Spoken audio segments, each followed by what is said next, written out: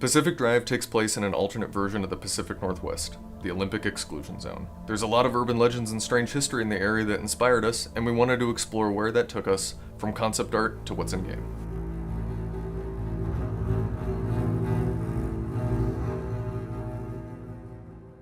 What works in our original concept is the twisting of the familiar. The surreal quality of the world is what leaves a distinct impression.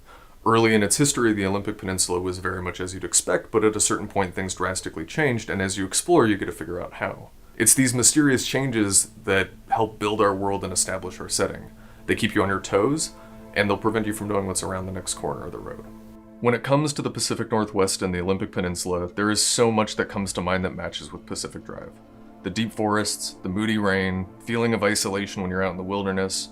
For the game, we took these elements and not only reinforced them, but built them up with unexplainable anomalies, monolithic ruins, and the stories of the people that live there. Hi, my name is Jacob, and I'm the foreground art lead for Pacific Drive. I built the tools and items that you find out in the zone, but my biggest contribution is the station wagon that's keeping you alive. We wanted the car to feel nostalgic, but also reliable. We went with an 80s inspired design on the car for this reason. The wood paneling, chrome hubcaps, and long hood all contribute to that. Because each part of the car is customizable, I modeled them with a higher degree of detail than players normally see in games.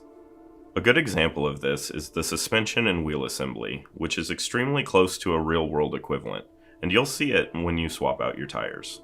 Our quintessential American station wagon has seen some hard miles. By the time the player sees it, there's some rust, some sketchy parts, and mismatched wheels to visually sell that our car has a long history in the zone. The view from behind the wheel is under constant iteration. We're communicating a lot of information to the player. Our kit-bashed approach to the tech, features, computer components, old-school displays, and camera parts that you would have seen throughout the digital revolution. And that attitude of making do extends to most of the tools and items the player crafts in the game. Aesthetically, the tools the player uses are all of an improvised nature. They shouldn't feel complete or finished, but functional enough to get the job done. A great example of this is the battery pack, which can be used to jumpstart the car, or give it some extra juice while out on a run. It's clearly made up of an old wooden toolbox, whatever cables are laying around, and a half-exposed battery. In any working garage, this might be a major hazard, but out in the zone, it works just fine. One of my favorite tools to use, the scrapper, consists of a pull-string motor powering a spinning metal cylinder, which features rusty, bolted-on teeth. There's clearly no room for any refinement, so your trusty C-clamp serving as a handle will have to make do. When a player crafts these tools, we're showing quite clearly that you will need to improvise and slap together whatever you can find to survive in the zone. Keep an eye out for that extra scrap of metal or a little duct tape. It could make all the difference during your next successful run. Hey, I'm Larry, lead environment artist in Pacific Drive. We've put a lot of work into building the Olympic Exclusion Zone.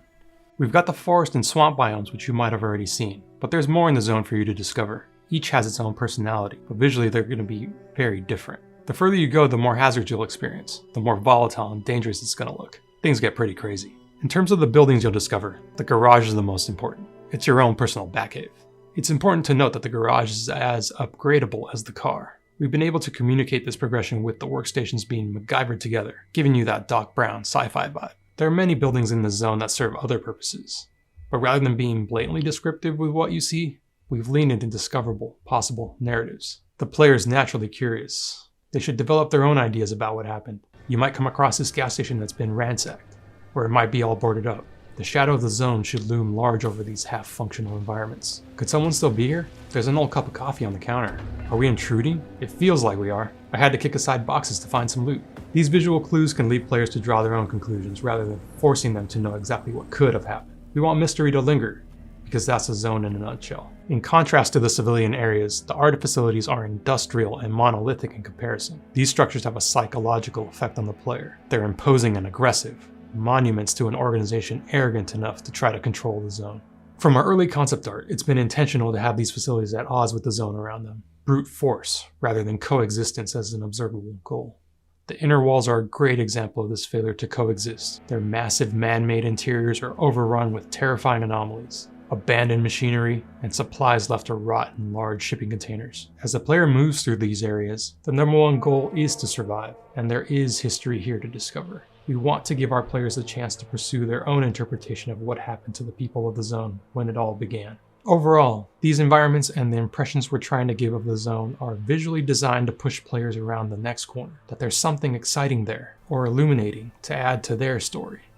As we began to see the Olympic Exclusion Zone take shape, we started to find that our own ideas of the Pacific Northwest coalesced into something new and never before seen. That's what we wanted to have happen for Pacific Drive. It's a surreal and twisted version of our recognizable world, one that has its own interesting stories to uncover, but is also alive and filled with the unexpected.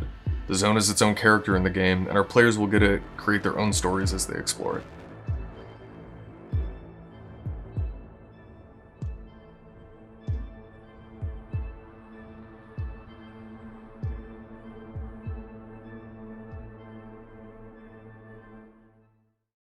PlayStation